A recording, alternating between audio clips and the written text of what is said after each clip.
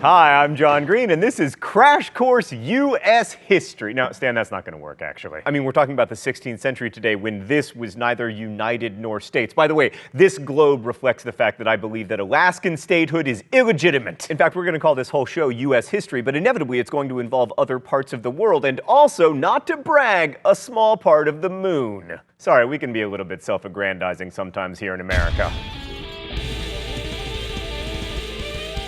So to begin U.S. history, we're not going to talk about the United States or this guy. We're going to talk about the people who lived here before any Europeans showed up.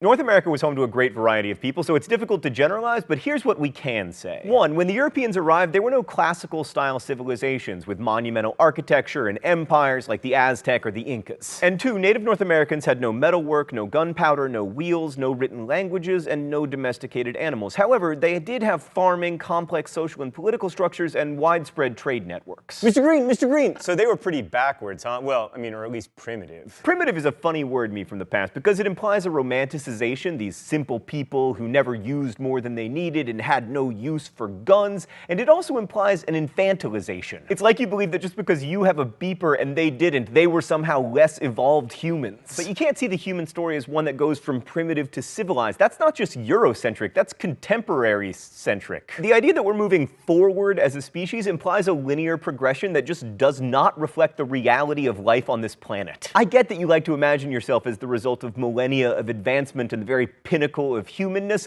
but from where I'm sitting, that worldview is a lot more backwards than living without the wheel. So no one knows exactly how many people lived in North America before the Europeans got here. Some estimates are as high as 75 million, but in the present US borders, the guesses are between 2 and 10 million. And like other Native Americans, their populations were decimated by diseases such as smallpox and influenza. Actually, it was much worse than decimation. As many of you have pointed out, decimation means 1 in 10. This was much worse than that. It was closer maybe to 8 in 10, which would be an octosummation. So there had been civilizations in North America, but they peaked before the Europeans arrived. The Zuni and Hopi civilization, round about here, peaked about 1200 CE. They had large multiple family dwellings in canyons, which they probably left because of drought. Crash Course World History fans will remember that environmental degradation often causes the decline of civilizations. I'm looking at you, Indus Valley, and also you, entire future Earth. But complex civilizations weren't the rule in North America, and now we're about to begin generalizing. A bad habit historians have, partly because there's a limited historical record, but also because Eurocentric historians have a bad habit of primitivizing and simplifying others. So I want to underscore that there was huge diversity in the pre-Columbus American experience, and that talking about someone who lived here in 1000 BCE and talking about someone who lived here 2,000 years later is just inherently problematic.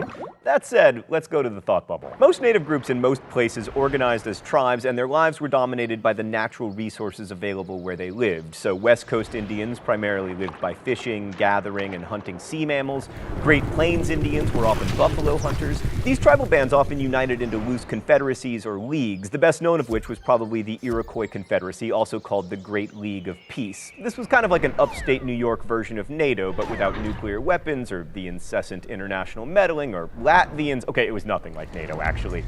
Religion usually involved a vibrant spiritual world with ceremonies geared toward the tribe's lifestyle. Hunting tribes focused on animals, agricultural tribes on good harvests, and most Indian groups believed in a single creator god who stood above all the other deities, but they weren't monotheistic in the way that Christians who came to the New World were. American Indians also saw property very differently from Europeans. To First Peoples, land was a common resource that village leaders could assign families to use, but not to own, and most land was seen as common to everyone. As Black Hawk, a leader of the Sauk tribe, said, "The Great Spirit gave it to his children to live upon and cultivate as far as necessary for their subsistence. And so long as they occupy and cultivate it, they have a right to the soil." Thanks, Thought Bubble. So many of us tend to romanticize American Indians as being immune from greed and class, but in fact there were class distinctions in Indian tribes. Rulers tended to come from the same families, for instance. That said, wealth was much more evenly distributed than it was in Europe. And while most tribal leaders were men, many tribes were matrilineal, meaning that children became members of their mother's family. Also, women were often important religious leaders. Women also often owned dwellings and tools, although not land, because again, that idea did not exist. Also, in many tribes, tribes, women engaging in premarital scoodly pooping wasn't taboo. In general, they were just much less obsessed with female chastity than Europeans were. I mean, I will remind you, the first English settlement in America was called Virginia. The idea that Native Americans were noble savages, somehow purer than Europeans and untouched by their vices, is not a new one. Like, some of the earliest Europeans saw the Indians as paragons of physical beauty and innocent of Europeans' worst characteristics. But for most Europeans, there was little noble about what they saw as pure Indian savagery. I mean, Indians didn't have writing, they suffered from the terrible character flaw of being able to have sex without feeling ashamed, and most importantly, they weren't Christians. The Spanish were the first Europeans to explore this part of the world. Juan Ponce de Leon arrived in what is now Florida in 1513 looking for gold in the fabled Fountain of Youth. In 1521, he encountered a Calusa brave's poison-tipped arrow and died before discovering that the Fountain of Youth is, of course, delicious Diet Dr. Pepper.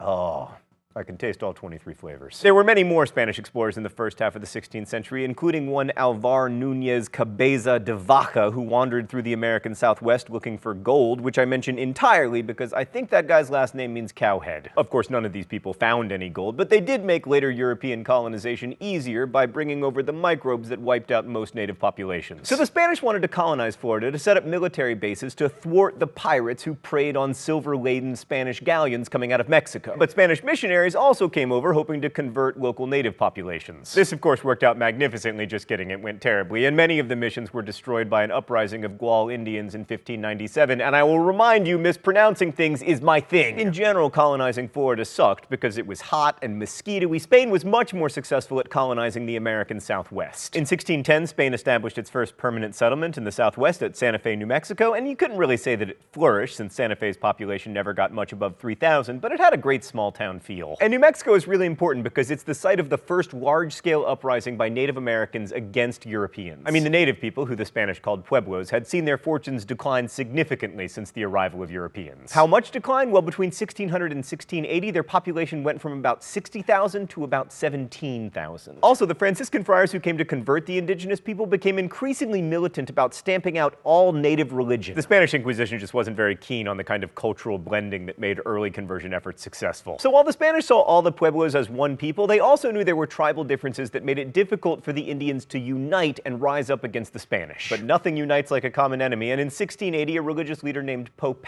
organized an uprising to drive the Spaniards out. Pope organized about 2,000 warriors who killed 400 Spanish colonists and forced the rest to leave Santa Fe. So the Spanish colony in New Mexico was effectively destroyed. The pueblos tore down all the Christian churches and replaced them with kivas, their places of worship. But like most awesome uprisings, it didn't last. But after the revolt, the Spanish were much more tolerant of indigenous religion, and they also abandoned the forced labor practice called encomienda. Oh, it's time for the new Crash Course feature, the mystery document? How mysterious. The rules here are simple. I read and attempt to identify the mystery document. If I am right, I do not get shocked by this shock pen, and if I am wrong, I do. Okay, what do we have here? The Indians were totally deprived of their freedom and were put in the harshest, fiercest, most horrible servitude and captivity, which no one who has not seen it can understand. Even beasts enjoy more freedom when they are allowed to graze in the fields, but our Spaniards gave no such opportunity to Indians and truly considered them perpetual slaves. I sometimes came upon dead bodies on my way, and upon others who were grasping and moaning in their death agony, repeating, "Hungry, hungry." And this was the freedom, the good treatment, and the Christianity the Indians received. Well, that's nice. Okay, so the mystery document is always a primary source, and since the writer refers to our Spaniards, I'm gonna guess that he or she, probably he, is European, and a Spaniard sympathetic to the Indians, which narrows the list of suspects considerably. So it probably wasn't De Sepulveda, for instance, who argued that the Indians might not even be human. Okay, Stan, I'm actually pretty confident here. I believe it is from a short account of the destruction of the Indies by Bartolomé de las Casas. Oh, dang it! Oh, Stan just told me I have the author right, but the book wrong. It's a history of the Indies. Oh, I hate shocks, both literal and metaphorical. So we focused a lot on the brutality of the Spanish toward the Indians, but at least one Spaniard, de las Casas, recognized that his countrymen were terrible. This realization is a good thing, obviously, but it leads us to one of the big problems when it comes to studying this time and place. The Black Legend is the tale that the Spanish unleashed unspeakable cruelty on the Indians. Now, that tale is true, but that idea was used by later settlers, especially the English, to justify their own settlements. Like, part of the reason they needed to expand their empire was to save the Indians from the awful Spanish. But were the English so much better? Yeah, probably not. As we mentioned at the beginning of today's episode, American Indians didn't have writing, so we don't have records of their perspective. Now, some Europeans, like De las Casas, were critical of the Spaniards, but most considered the Indians heathens and implied, or even outright said, that they deserved whatever horrible things befell them. So at the beginning of our series, I want to point out something that we need to remember throughout. One of the great things about American history is that we have a lot of written sources. This is the advantage of the US coming onto the scene so late in the game, historically speaking. But every story we hear comes from a certain point of view, and we always need to remember who is speaking, why they are speaking, and especially which voices go unheard and why. Thanks for watching. I'll see you next week. Crash Course is produced and directed by Stan Muller. Our script supervisor is Meredith Danko. The associate producer is Danica Johnson. The show is written by my high school history teacher, Raul Meyer, and myself, and our graphics team is Thought Bubble. If you have questions about today's video, you should ask them in comments. Everybody who works on Crash Course, as well as a team of historians, will be there to answer them. Thanks for watching. Please make sure you're subscribed to Crash Course, and as we say in my hometown, don't forget to be awesome.